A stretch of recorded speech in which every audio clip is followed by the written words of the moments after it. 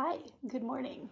It is early, and so I'm just really quickly going to look and see the books that have been nominated for the long list for the Booker Prize, and then I'm going to go get myself ready for the day. Well, by ready for the day, I mean have breakfast and get a coffee, and we will figure out what books it is that I can't get from the library, the ones that I want to read, I'm excited about what they're about. Let's see how it goes. So, if you've been here before, you know that the Booker and I don't have the greatest track record. I'm probably going to give it another go because sometimes I do find incredible things. There's always one or two books that I still really do enjoy, even though for the most part, the books haven't agreed with me. There's always been at least one book each year that I've absolutely adored. And so I just want to see who has been nominated this year. And I also know that I've watched some people's predictions list, and there are just so many books out there that sound incredible and I would really love to read. Let's see how this goes. So, I am just on my phone. Let's see who has been nominated for the Booker this year. Misinterpretation by Lydia Shoga. This is one I have definitely seen on somebody's prediction list. I don't remember whose, but cool. I've heard of at least. How do I get back? I hate browsing on my phone. Sea Scraper by Benjamin Wood. Nope, never heard of it before.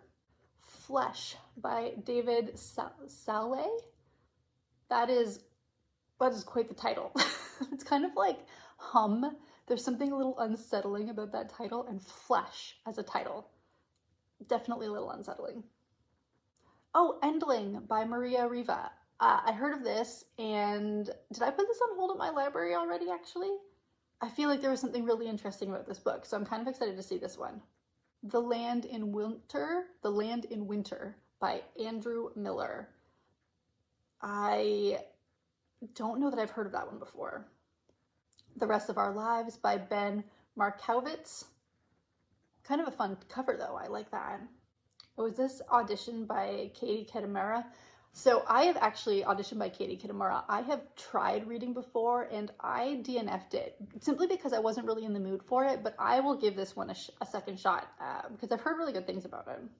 The Loneliness of Sonia and Sunny. Oh my goodness, this book is a monster, and I actually think I can get a copy of this book physically pretty easily. So that's interesting, but my goodness, that's a chunky book. Flashlight by Susan Choi. I've definitely heard of this book before. One Boat by Jonathan Buckley. Oh, it's one of those, the publisher that does just the straight blue covers. I don't remember what it's called. I think their books are so pretty. I think at some point it would be fun to have a collection of them just because of how nice they are. But I don't know that I've ever actually read one of their books before. I just like the way they look. Universality by Natasha Brown. Okay, this is a book and an author that I definitely got a lot of hype when it first came out. I think she was somebody that a lot of people predicted for the Women's Prize and didn't get on the list, I don't think. So this is an author that I'm very keen to get to, actually. The South by Tasha. I just read this book. Guys, I read one of the books on the Booker Prize. What a shocker. It was okay. It was a little meandery, but I think the writing was really well done. So I've read a book on the Booker Prize already. That's never happened before. And then the last one is Love Forms by Claire Adam. That's a really pretty cover too. One that, again, I haven't heard of. Okay, you know what?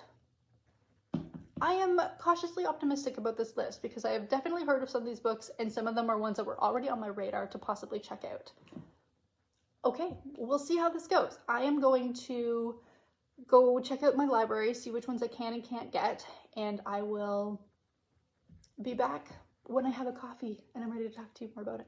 Shall we start this properly? Cheers. Good morning. Welcome to Hopefully Here Reading.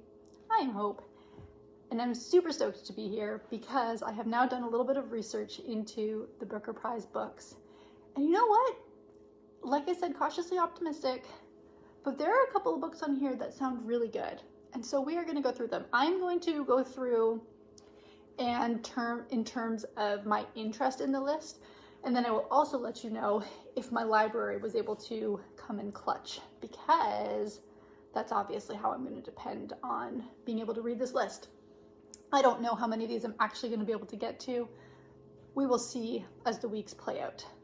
In last place, only because I have already read it, we have The South by Tash Ah. And in this book, you're following a boy named Jay, whose parents, I think mother specifically, inherits a property. And they're going to go see this property and revisit it for them. Is it revisit for him? I think he'd been there before. And at one point, it was this really flourishing farm. And the farm is struggling now. But when he gets there, he meets Sean, who is the son of the farm boy, the son of the farm manager, and it's about how their relationship progresses over the summer. It's a pretty short book. Like I said, it kind of got a little slow for me by the end, but the writing was very, very well done, and I enjoyed it enough for sure. Next, there is Sea Scraper. Is that what it's called? Yep, Sea Scraper by Benjamin Wood. And I guess in this book, you're following a man named Thomas, who has a secret dream of being a folk musician. But he lives, I guess, in a really small town. Somebody comes in, brings kind of like Hollywood glamour, makes some promises, and I guess it's about him seeing if he can kind of capture that, whether or not he can go for his dream or not. This is one that doesn't sound the most intriguing to me. Doesn't mean it isn't spectacular, obviously, but it's not one that I can get anyways. It's not available to me through the library or through Libby, and so I will not be reading this one. Then there is Audition by Katie Kitamura, which, as I said previously, is one that I have tried reading before. And you're following this, I guess you're kind of watching this couple. It's an older woman who is a very well-known actress and a younger man. And there's some speculation, I guess, about like what their relationship is. I don't really remember how the book was formatted, but you're following them through a lunch. It goes from there. Again, because I've already kind of soft DNF'd this, I'm not super stoked to pick it up again, but I am going to give it a try. And I am number 9 on the wait list for this one. Then we have One Boat by Jonathan Buckley, and in this you're following Teresa, whose father has passed away and she has returned to Greece after his passing. And I think you just kind of follow her life through that a little bit. It sounds very small, like it seems like it's more of a micro character study than it is a big plot heavy book. I could be wrong. Again, I could be wrong about a lot of these things. This is one that I can't get, so I won't be reading this one. We have Endling by Maria Riva, and this is one that seems kind of intriguing. You're following a woman who, what's her name? Yeva, who is a scientist, and she works with rare snails. Like, she breeds them so that they don't go extinct, I guess. And there seems to be a lot of other stuff that takes place in Ukraine on the brink of war. And there just seems to be a lot of moving parts in this one. It seems like there could be a bit of a lighter, fun tone to this one, even though obviously the content doesn't sound all that fun, just because of some of the little blurbs that are part of the marketing for this book. We will see how this one goes. It is one that I can get. I am number 2 on the line, and this is a debut, which is also always a lot of fun to read. The Loneliness of Sunny and of Sonia and Sunny, and this is by Kieran Desai. And this is about 2 people and how they meet, and I guess at some point their grandparents maybe tried to set them up, and it turns out they actually kind of like each other, and I guess if you follow them through life, it seems like it's more of a family saga, kind of a generational saga. I enjoy those. Like I said, it's a very thick book, and this one I think I can get my hands on an actual physical copy of this that I can bring home with me, so fingers crossed that is true. If not, I can get it from the library. I will just have to put myself in line for that one.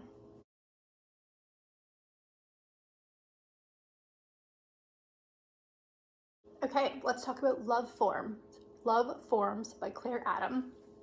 And in this, you are following a woman whose name is Dawn, and she gave up her daughter for adoption in Venezuela. And I guess you're following a little bit of her life. She's got more kids, she's divorced, and then 40 years later, there's a connection on a form, and it turns out it might be her daughter. And I guess you're just following that story. Now, typically, books that focus on motherhood are just not books that I enjoy very often, but I'm wondering if because this is like a spin where it's later on in life and it's a grown woman who's possibly getting a hold of her adopted or biological parent, biological mother, maybe there will be a little bit of something in there for me. So I'm very curious about this one, but I definitely got a little bit of trepidation simply because I know that typically that type of book isn't one that I am immediately drawn to. It is one where I'm number 1 in line, so I should be able to get my hands on this one fairly quickly. Universality by Natasha Brown. Now this one is always intriguing because the only thing I know about it is a man ends up murdered because he's been bludgeoned by a gold bar. We'll see how it goes. I am number 2 in line for this one, so again, this one should come to me fairly quickly, and I'll give it a go. Natasha Brown, she wrote another one, what was it, The Assembly, that people absolutely rave about, and so I am very curious to read this. If I love it, I will give Assembly a try because I haven't yet done that, and like I said, I've heard nothing but good things about her as an author. We then have Flesh by David Saleh, S-Z-A-L-A-Y, Saleh. And in this you are following Esteban through his life. It seems like as he's younger, he's a bit of a loner and ends up possibly in an inappropriate relationship with an older woman. And then I guess as his life goes on, he kind of builds for himself wealth and power, and then things start to unravel. I'm curious to see how this one goes, how it's written, where the storyline goes, just because it seems like it spans quite a long portion of his life. We will see. I always like oh my gosh, sorry. Okay, there's a reflection and I just thought it was a bug and I just freaked out for a second. I always like books where you're kind of singularly focused on one character, but I still need plot. We'll see how this one plays out. I am number 1 in line for this, so again, should be getting to me fairly quickly. We then are going to talk about Flashlight by Susan Choi. This is one I am number 25 in line, so I don't know that this one's getting to me anytime soon, but you're following a girl whose father disappears, probably by drowning. Doesn't seem like it's purposeful, but I'm not sure, and kind of just the ramifications of that through the life of her and her mom when she goes back to the States. Again, very curious. I'm assuming this is a good book because I'm number 25 in line, which means a lot of people are clamoring for this one, and I now have to wait. We'll see if I get to it at all. We have Misinterpretation by Lydia Jagoa, and this is another debut novel, which is very cool to see on the Booker. And this is one that I actually think sounds really interesting. You're following a woman who is an interpreter, and she gets she does something for a man who is a torture victim. And I guess it kind of brings back memories or something, and it takes her down a bit of a darker path, as I imagine it would. And you're following her life as this kind of starts to unravel. It sounds really interesting. I'm very curious about this one, and I have a 9-week wait for this one. This one I can only get, I can only get this one as an ebook, so about 9 weeks. I'm hoping people ahead of me decline and I get it a little bit faster. Okay, penultimately, we're almost there. We have The Land in Winter by Andrew Miller. This book is unfortunately not available to me, even though I very badly want to read it, simply because it takes place during a winter blizzard. And to me, as we were getting into some very hot weather here in Washington, I could just use a little bit of a reprieve. And so unfortunately, I can't get my hands on this one, but in it, you're following 2 couples, and it seems like they both get trapped in this winter, like a bad storm becomes a really terrible winter blizzard and they can't get out of their houses, and you follow that experience for both of these couples. Again, I really wish I could give it a go, but it's unfortunately just not one that I can get my hands on.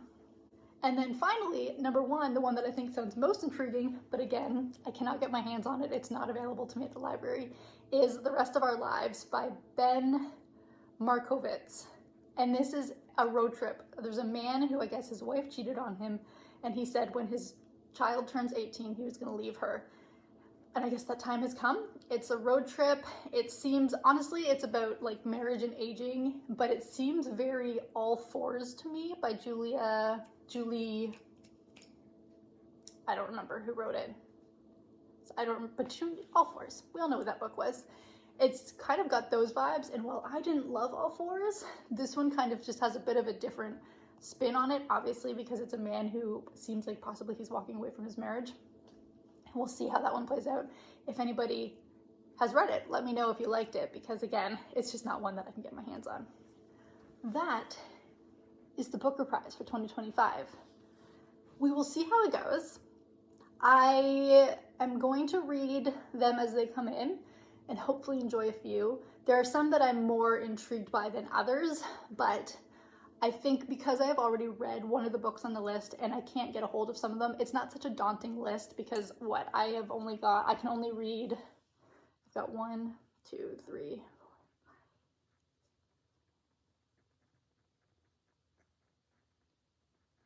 There's only 8 of the 13 that I can even read if I wanted to, and I'm not holding myself to any expectations of actually reading everything that comes through. We'll see how it plays out. But let me know what you thought of the list. Are you excited? Are you not excited? Have you read any? And we will see what the next few months bring for the Booker Prize. Everybody, have a lovely day. Bye.